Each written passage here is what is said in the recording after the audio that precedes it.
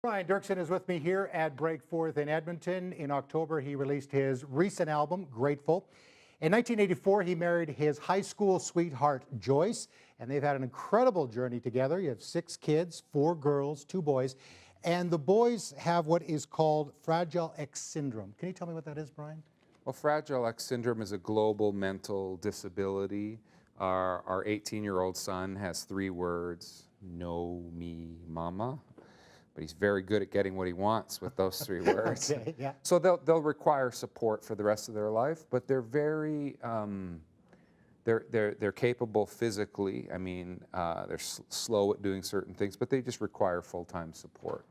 How has that affected your faith and that of Joyce with this challenge that you've been faced with? I know you love these guys with everything in you. Absolutely. But and you wouldn't change it, but No. but there are challenges. I think before our boys were born, we saw faith through a little bit more of a lens of certainty. You know, these are the things we can count on, and this is what truth is. And as we passed through that season of suffering and challenge, we started to see our spirituality more as a journey of trust. Okay, this isn't going the way we wanted it to go, but we still trust that God is faithful, that God is good, and that good things come through weak packages, that our boys, even though they're weak in certain ways, are incredible at giving and receiving love. And I guess that's what we needed, you know? Yeah. We ultimately trust that what we need, we receive. Did you or Joyce ever ask the question, why, God? Hey, I'm a worship leader. I'm traveling all over the world, Lord. I'm trying to do your work.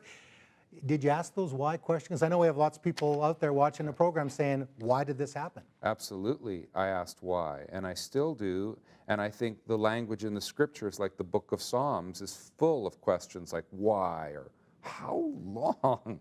Like, is this going to go on, right? So I think we have full permission to ask the hard questions, and we still don't have answers. Are you, I guess, at this point in life, though, that's, you know, it's happened. Has that deepened your faith, you think, with the Lord?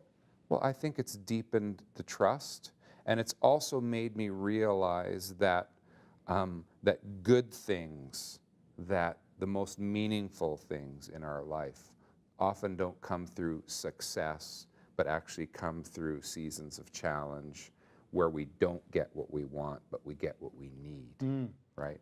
And I think we needed these boys, and man, do I love them. Man, do I receive them as a gift every single day.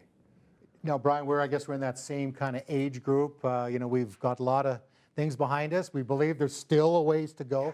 Yes, let's do it. And I don't know about you, but my prayer has always been, I want to finish well, Lord, and the best years of my life at the end of my life. Yeah. You seem to have that same understanding, or at least approach. You're mentoring young men and women, and maybe some that are not as young, in songwriting down at Prairie College in Three Hills, Alberta. Tell me how that came about and what you're hoping to accomplish with that. Well, you know, really from the beginning, the last 25 years, I have tried to spend a portion of my time and energy every year mentoring, training. And I don't know, as soon as the first songs came out, Refiner's Fire, Faithful One, I Lift My Eyes Up, people started to ask me, oh, could you teach on songwriting? Could you teach on this? And I'm like, me? Oh, okay. So I quickly learned something. So I feel like that's been my ongoing priority. And I'm telling you, meeting some of these young people, hearing them when they start the program, kind of rough around the edges, don't really have a lot of skills, and then watching what happens in a couple of years is an astounding experience. What is the key thing that you try to, I mean, there's the technical part, there's the musical part, there's the voice part. The crafting, yeah. The crafting, and how do you get to that? I mean, that has to come from a deep place. It does. It has to start from a heart, from a calling, from some natural aptitude, but then when you combine that heart with just doing the hard work of learning the craft, learning the tools, learning the skills, learning the questions to ask, being a sounding board, transformation happens. So it's an incredible joy. Wherever I go in the world, and I do this in Europe and other parts of the world, I teach workshops, is to encourage people to discover their song, just like I had a chance to discover mine. Well, Brian, thank you so much for joining us, and you're a treasure. And I don't know how you feel about that, but there's so many of us that appreciate your music. It has moved us. It has caused us to come closer to the Lord, and we thank you for being on the program. Very welcome. And if you want to find out more about what Brian is doing at Three Hills, you can go to briandoerksen.com or prairie.edu/worship. And we'll continue with more of 100 Huntley Street right after this.